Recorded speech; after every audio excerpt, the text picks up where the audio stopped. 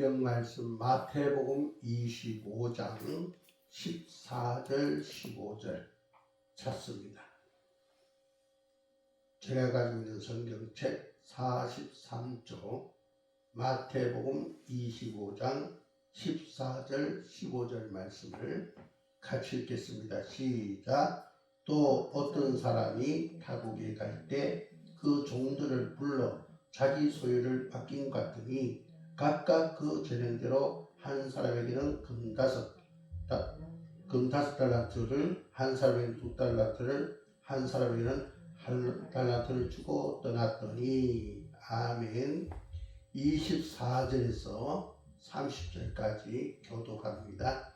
1달란트 받은 자는 와서 이렇게 주인이여 당신은 굳은 사람이라 심지 않는 데서 거두고 해치지 않는 데서 모으는 줄을 내가 알았으므로 두려워하여 나가서 당신의 달란트를 땅에 감추어 뒀나이다. 보소서 당신의 것을 가져가셨나이다. 그 주인이 대답하여 이르되 악하고 게으른 종아, 나는 심지 않는 데서 거두고 해치지 않는 데서 모으는 줄로 내가 알았느냐. 그러나 네가 마땅히 내 돈을 치려야 하는 자들에게 맡겼다가 내가 돌아와서 내 원금과 이자를 받게 하였을 것이 아니냐. 그에게 그 1달란트 빼앗아 10달란트 가진 자에게 주라. 부르짖는 있는 자만 받아 풍족하게 되어놓는 자는 그 있는 것까지 빼앗으리라. 같이 있습니다. 이 무익한 종을 바깥 어두운 데로 내쫓으라. 거기서 슬피 울며 이를 갈리라 하니라. 아멘.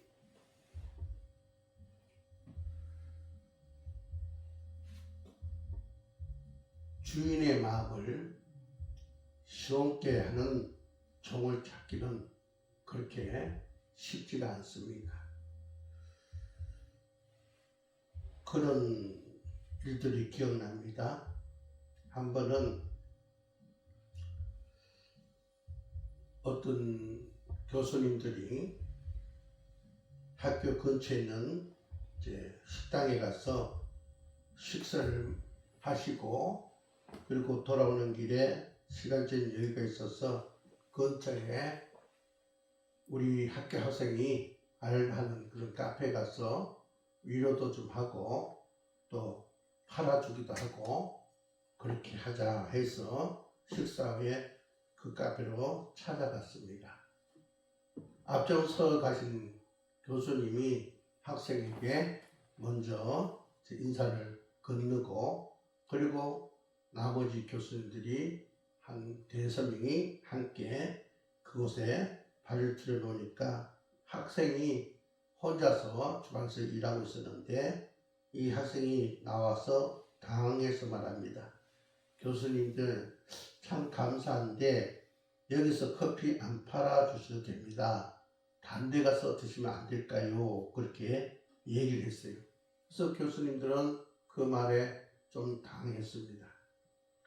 이왕 먹는 거 알바하는 학생을 위해서 좀 힘도 심어주고 위로도 하고 그러려고 팔아주려고 갔는데 다른 곳에 가서 드시면 안 될까요? 해서 그래서 이제 그곳으로 나와가지고 다른 카페에 가서 이제 차를 마시는 가운데 교수님들이 나름대로 이런저런 추론을 이제 말하기 시작했습니다. 그 알바 학생이 왜 우리를 거절했을까? 그때 한 교수님이 그런 얘기를 했답니다. 교수들이 여러 산을 가니까 학생이 부끄러워가지고 당해서 그렇게 말하지 않았겠느냐 그런 얘기를 합니다. 그러니까 또 한 교수님이 말씀하기를 알바생은 시간만 때우면 되는데 우리 이러시 가면은 뭐 바쁘고 또 힘들어지니까 그래서 그러는 것이 아닐까 이런 얘기들을 하게 됐습니다. 그러면서 그럴 수도 있겠다 하면서 교수님들이 이제는 우리가 우리 학생들이 알바하는 곳에는 대출시는 가지 말자 어쨌든 그런 결론을 냈다고 합니다. 그리고 한 교수님이 이제 학교로 돌아와서 자기 사무실에서 잠깐 그런 생각을 했다고 해요. 아르바이트 하는 학생과 주일의 차이점이 뭘까 그런 생각을 해봤답니다. 이런저런 생각을 해보다 보니까 자기가 이렇게 식당이나 카페에서 겪었던 그런 일들이 해상되어 되면서 그런 생각을 하게 됐다고 해요. 알바생이 이제 그 근무하는 장소에 가면은 이제 조금 늦게 갔을 때 알바생은 고객님 마감 시간이 얼마 안 남았는데 그래도 괜찮겠습니까? 이렇게 매뉴얼대로 얘기를 하더라는 것입니다. 그 말은 뭡니까? 시간이 이제 문 닫을 시간 됐으니까 들어오지 마시고 그냥 돌아가세요. 그런 얘기죠. 그런데 주인의 경우는 좀 다르게 이야기를 하더라는 것입니다. 고객님, 저희들이 마감 시간이 다 됐는데 그러나 괜찮다면 들어오세요. 좀 더 시간이 넘어도 저희들이 수고하겠습니다. 그렇게 얘기하더라는 것입니다. 그러니까 알바생이 하는 얘기하고 주인이 얘기하는 거하고 차이점이 있더라라는 그런 생각을 이제 하면서 아르바이트 학생과 주인의 차이점이 그런 것이구나 그런 얘기를 했다고 해요. 12년 전에 제가 안산에서 목회할 때 우리 교회 청년이 예술의 전당에 그 아버님이 그 무대 감독을 하셨어요. 그래가지고 굉장히 유명한 오페라를 하는데 저희한테 초대권을 줘가지고 한번 그곳에 간 적이 있습니다.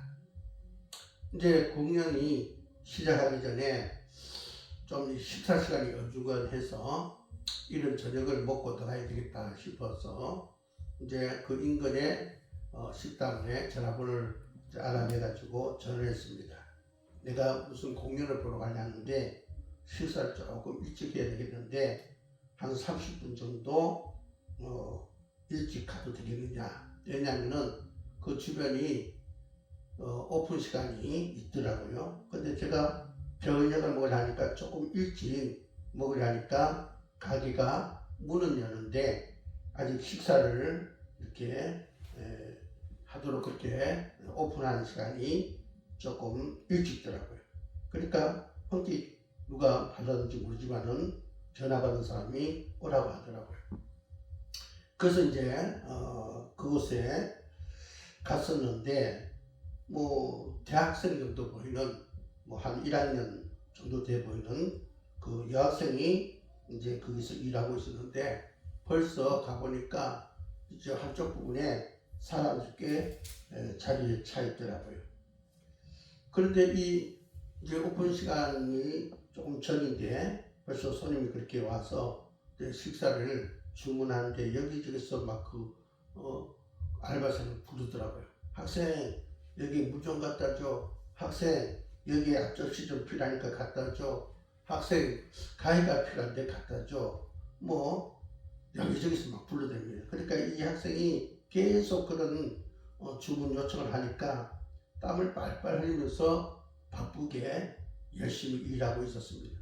그런데 그 표정을 보는데 무슨 불평과 불만의 표정은 없고 미소를 지으면서 땀을 빨빨 흘리면서 열심히 쫓아다니면서 손님에게 응대하는 그런 모습을 봤습니다.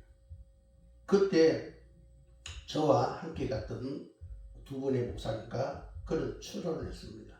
야, 저 알바생 보니까 참 훌륭하다. 저렇게 열심히 일하구나. 그렇게 하면서 모두가 감동받았다는 그런 얘기를 합니다. 그런 가운데 한 목사님이 그런 얘기 했어요. 혹시 저 알바생이 주인의 딸이 아닐까. 그런 얘기를 하시더니 그 학생이 묻습니다. 알바생, 혹시 알바생이 이 집에 주인의 딸이야? 묻습니다. 그러니까 그 알바생이 할 말이 아닙니다. 저는 그냥 아르바이트 하러 온 학생입니다. 그렇게 친절하게 대답을 했습니다. 그러니까 또 한 목사님이 야, 내가 사장이라면 저런 사람을 내가 찾아서 맡기겠다. 그런 얘기를 하면서 흐뭇한 분위기로 이제 그 식사를 마친 그런 일들이 생각납니다. 오늘 제가 여러분에게 말씀을 전하고자 하는 제목이 사람을 찾습니다 라는 제목입니다. 우리가 요즘 젊은이들이 이 시대를 살아가는 것이 너무 힘들다 보니까 거기에 너무 고통스러워하고 있는 것을 보게 됩니다. 한 젊은이는 이제 그런 글을 올렸더라고요. 나는 이번 생애를 망쳤다 그렇게 글을 써놨더라고요. 그래서 무슨 얘기인가 봤더니 나는 아무것도 가진 것 없이 태어났고 공부도 취미가 없어서 잘 하지 못해서 취직도 잘 안 되고 또 다른 사람들과 비교할 때 나는 잘난 것도 별로 없고 또 나이가 꽤 됐는데 결혼도 못했고 이번 생에는 나는 망했다 이렇게 글을 써놨더라고요. 충분히 그 입장에서 생각해 볼 때 동감이 갔습니다. 지금 금수저와 흙수저가 확연하게 다른 모습을 나타내고 있는 것이 현 시대의 모습이 아닌가 생각해 봅니다. 그러나 내가 만약에 그 글의 주인공을 만난다면 이런 얘기를 해주고 싶습니다.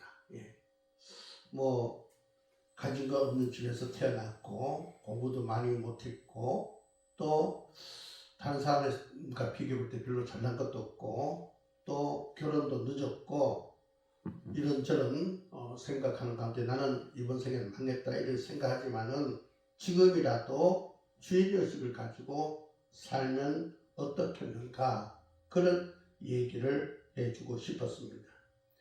여러분 우리가 이 세상을 살아가면서 큰 경쟁력이 무엇이냐 생각해 볼 때 좋은 학벌, 아름다운 외모, 다양한 경험이나 외국의 경험들, 다양한 능력, 라이센스 뭐 이런 것을 우리가 들어볼 수 있습니다. 그런 것들이 사실 큰 경쟁력을 이제 갖게 되는 거죠.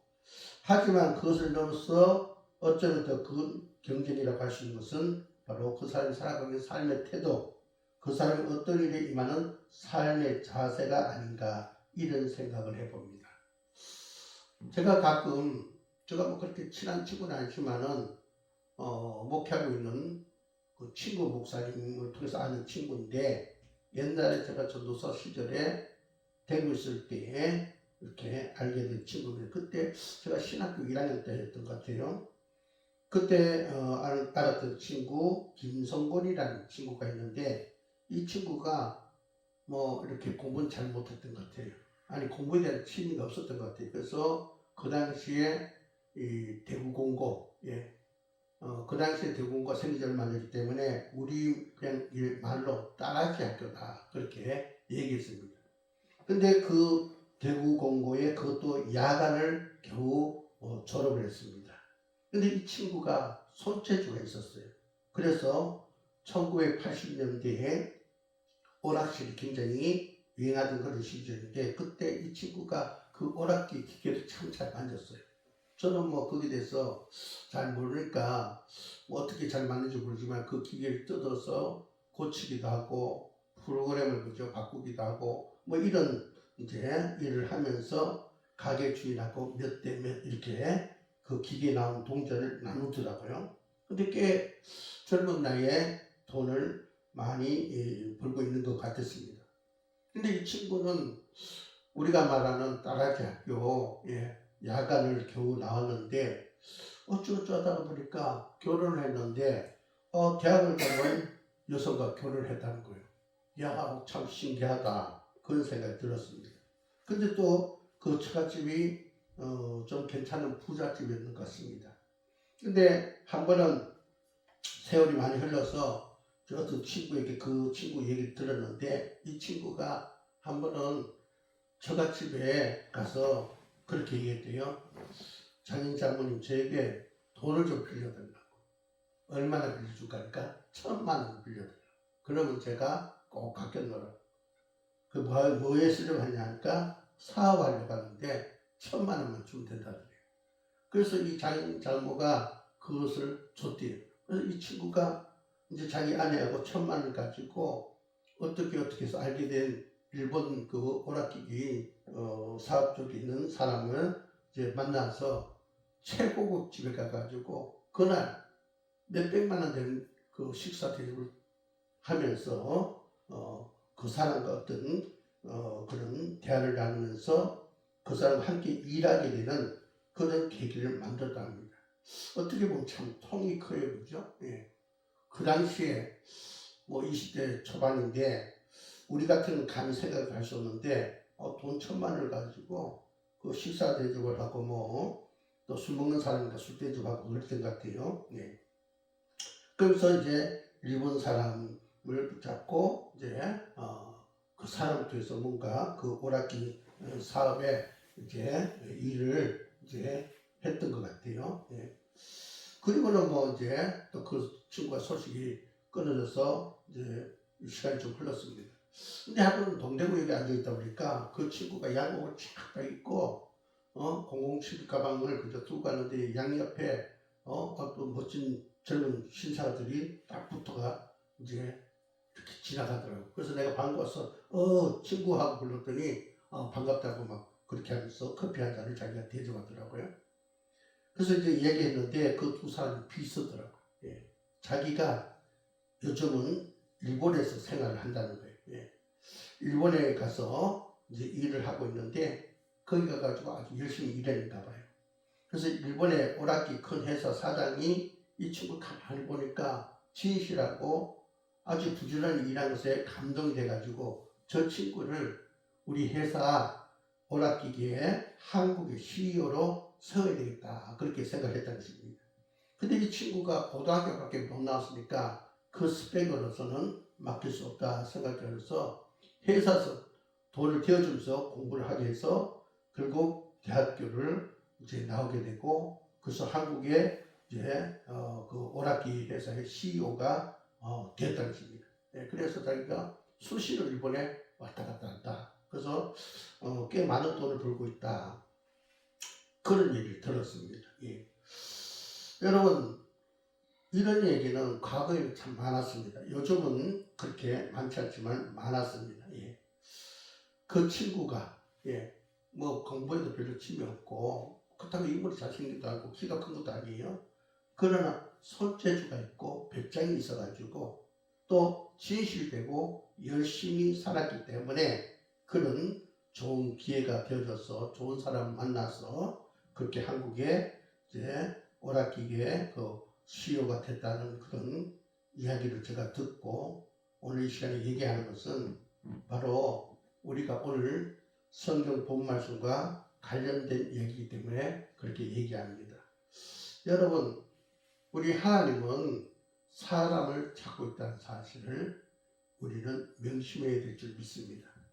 오늘 마태복음 25장 달란트 비유의 말씀을 우리가 14절에서 30절까지 보게 되는데 여기에 그 얘기가 바로 하나님은 사람을 찾고 있다. 그런 얘기를 또 하고 있다는 것을 우리가 보게 됩니다. 오늘 이 달란트 비유를 주인의 관점에서 한번 생각해 보고자 합니다. 예수님께서 왜 달란트 비유의 얘기를 하셨는가? 먼저 주인의 입장에서 생각해 볼 때 한 주인이 멀리 여행을 떠나는데 꽤 오랜 시간을 여행을 다녀오게 되었습니다. 그래서 그가 가지고 있는 재산을 3명의 종을 뽑아서 그들에게 맡깁니다. 오늘 성경 말씀을 보니까 그 주인의 재산은 8달란트 정도, 그 이상은 또 될 수도 있겠지만은 오늘 성경이 나온 대로 보면은 그의 재산은 한 8달란트 정도 되었다 그렇게 볼 수 있습니다. 왜냐? 1달란트, 2달란트, 5달란트이기 때문에 8달란트로 볼 수 있습니다. 근데 이 주인이 3사람을 택해서 한 사람에게는 5달란트, 한 사람에게는 2달란트, 한 사람에게는 1달란트를 맡겼습니다. 그리고는 먼 길을 떠나게 됩니다. 자, 주인의 관점에서 생각해 봅시다.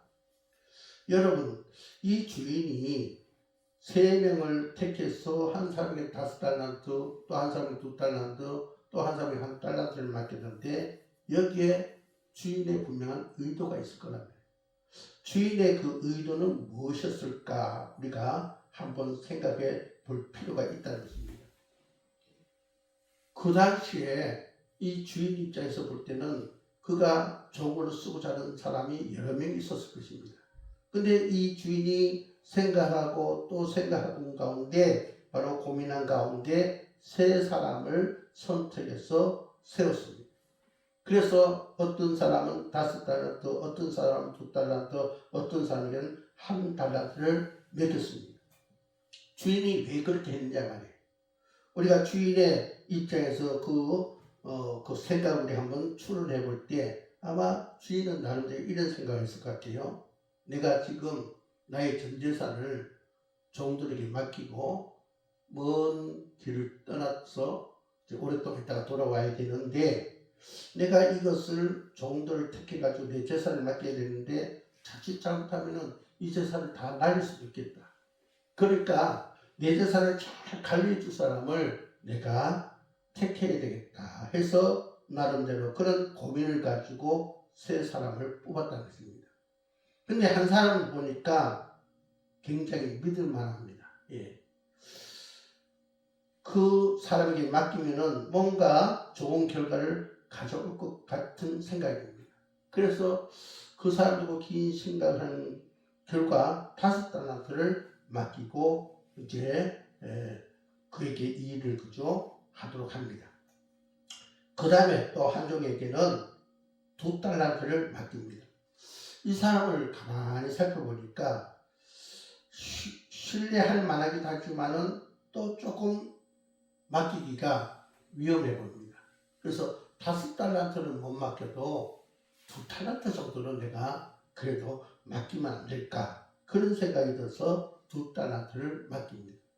한 사람은 내가 이 사람을 톡했는데 보니까 믿을 수 있을 것 같기도 한데 한편은 뭔가 찜찜하게 뭔가 좀 마음이 편치 않습니다. 그래서 그 사람에게는 1달란트만 맡겨야 되겠다. 그런 생각을 해보고 주인 입장에서 5달란트, 2달란트, 1달란트를 각각 세 사람에게 바로 맡기는 나름의 이유와 원칙이 있지 않았겠느냐 그런 생각을 주인의 입장에서 우리가 추론을 해볼 수 있다는 것입니다. 받는 사람의 입장에서는 어떻습니까? 1달란트 받은 사람은 이거 뭐야? 주인이 왜 나한테는 1달란트밖에 맡기지 않지? 이런 불평을 할 수도 있습니다. 그러나 주인의 입장에서 본다면은 많은 고심과 나눔의 결단을 가지고 또 어떻게 보면 모험심을 가지고 바로 그 세종에게 달란트를 맡겼다 이렇게 볼 수 있습니다. 어쨌든 이 주인은 긴 시간을 여행하고 돌아왔습니다.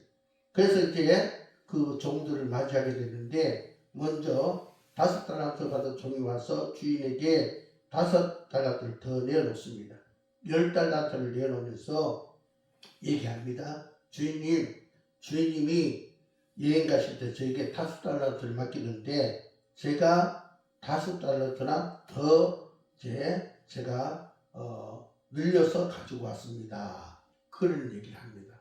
그때 주인의 마음이 어떻을까요? 그렇지, 내가 사람을 제대로 봤어.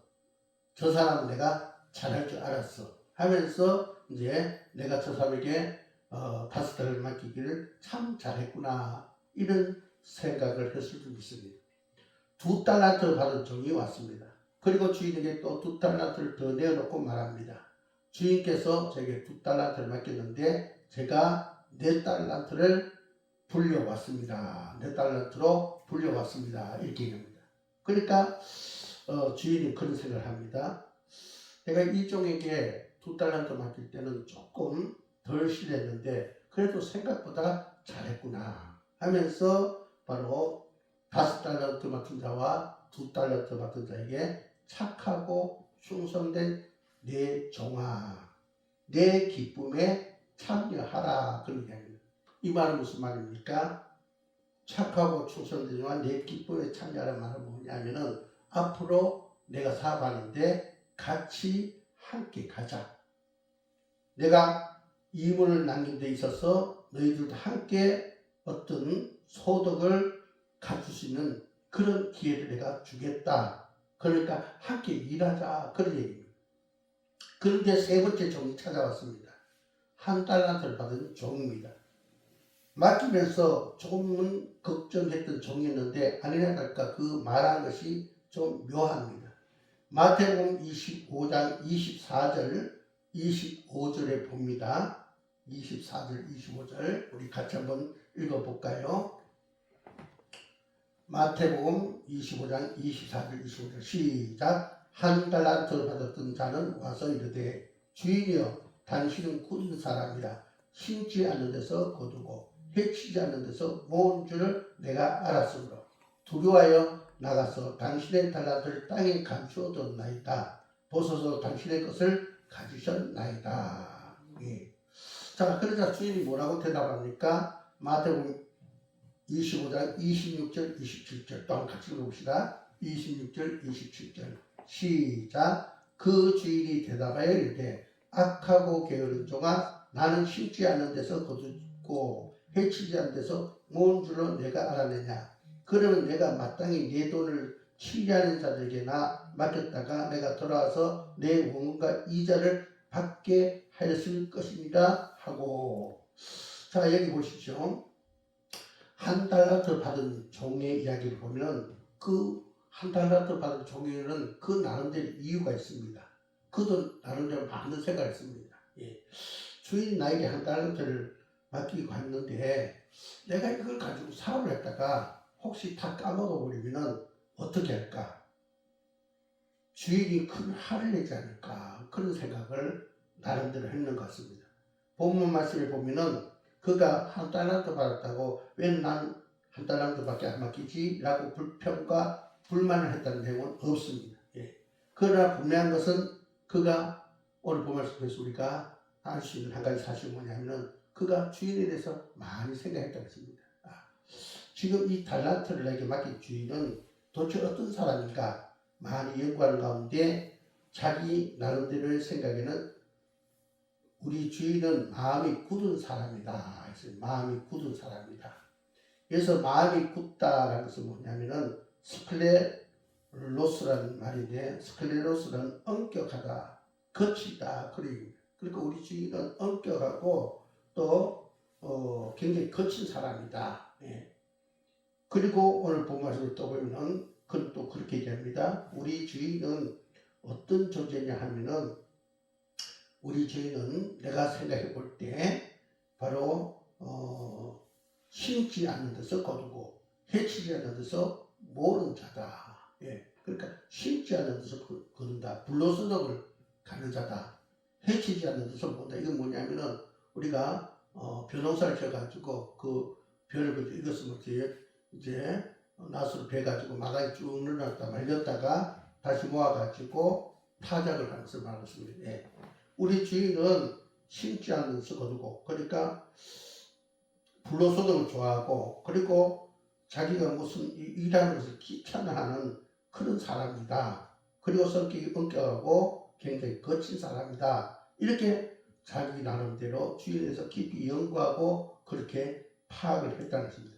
그래서 이 돈을 내가 이제 잘못 굴렸다가는 큰일 나겠다는 두려운 마음이 생겼어. 이제 그가 땅에 묻어뒀다가 그대로 주인이 왔을 때 이제 내어놓았다는 것입니다. 자, 이 종의 입장이 뭡니까? 내가 어떻게 해야 살아남을 수 있을 것인가? 예. 그 생각. 그러니까 주인 마음으로 생각한 것이 아니라 내가 어떻게 살아남을 수 있을까? 나 중심으로 생각했다. 그런 얘기입니다. 예. 그 방식으로 그런 실행을 했다고 이렇게 우리가 볼 수 있습니다. 이것에 대해서 주인은 어떻게 말하냐? 마태복음 25장 26절 27절을 아까 읽었죠. 거기 보니까 그 주인이 대답하여 이르되 악하고 게으른 종아 나는 심지 않는 데서 거두고 해치지 않는 데서 모은 줄을 내가 알았느냐. 그러면 내가 마땅히 내 돈을 치게 하는 그러니까 은행에 은행하는 방금 돈놀이하는 자들에게나 맡겼다가 내가 돌아와서 내 원금과 이자를 받게 하였을 것입니다. 네가 나를 잘못 알고 있다. 나는 수고하지 않고 거두는 그런 불로소득을 원하는 자도 아니고 내가 그죠? 노력하지 않는 게으른 자도 아니다. 일하기 싫어하는 자도 아니다.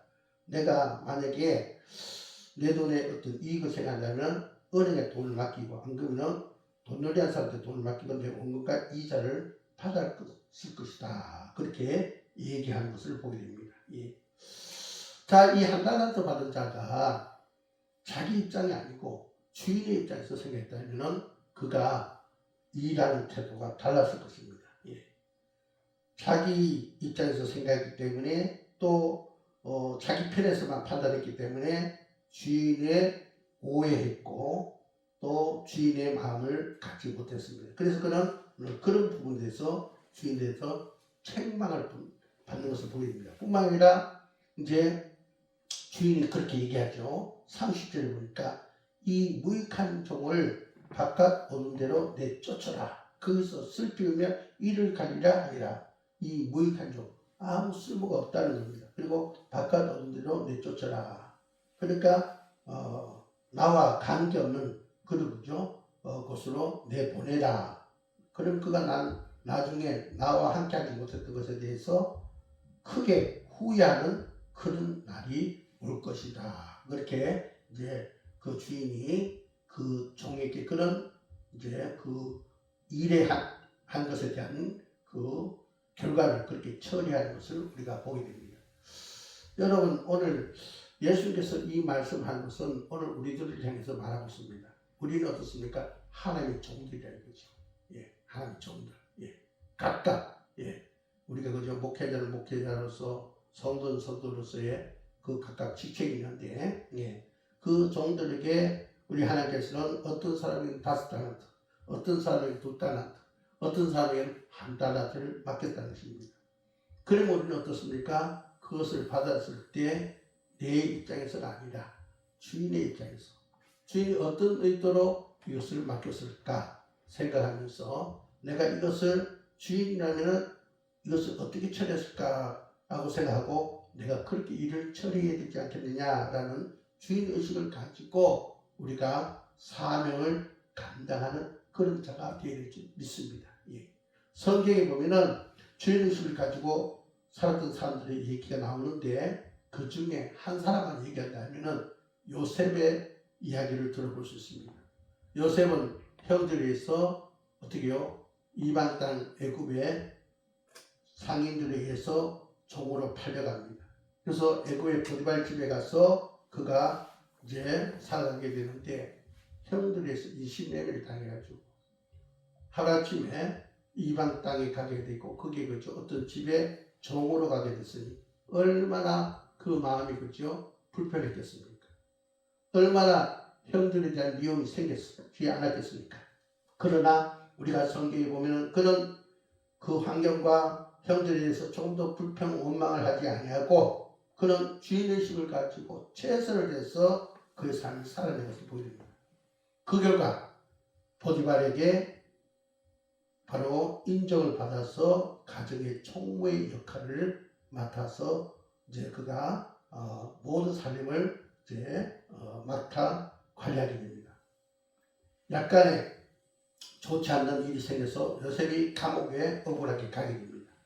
그래서 이제 감옥에 가서 간수일을 하는데 역시 거기에서도 그가 나는 그런 억울한 누명을 썼다. 나는 억울하다. 내가 복수를 해야 되겠다. 그런 마음을 갖지 않습니다. 그는 그냥 거기에서 열심히 또 주인의식을 가지고 최선을 다한 결과 간수장에게 인정받는 그런 사람입니다. 결과적으로 어떻게 됩니까? 요셉은 바로 애굽의 총리가 됩니다. 주인의 마음으로 일했더니 또 그가 총리가 되어서도 왕의 마음으로 일해서 더욱더 총애를 받게 되는 것을 보게 됩니다. 그래서 어떻게 됩니까? 그 요셉은 환경을 변화시키고 자신의 삶을 변화시키고 자기들의 가족을 유택케 하는 그런 결과를 낳는 것을 보게 됩니다.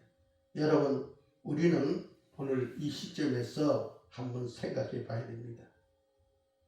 우리는 하나님께로부터 달란트를 받은 자인데 하나님께서 우리에게 달란트를 맡겨주실 때 어떤 마음을 가지고 맡겼을까?